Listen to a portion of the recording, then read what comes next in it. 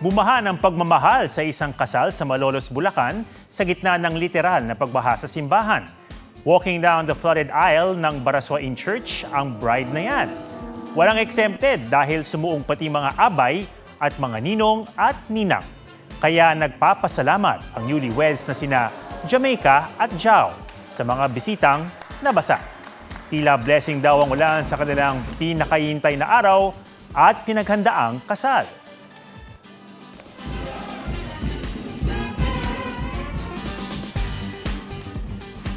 Bandang tuhod na baha, bandang tudugtog kahit baha. Yan ang banda Malolos sa Kawit, Cavite.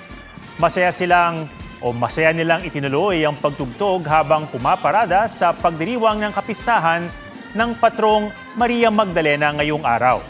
Bumaha rin ng paghanga at pasasalamat sa grupo na nagpakita raw ng dedikasyon at debosyon.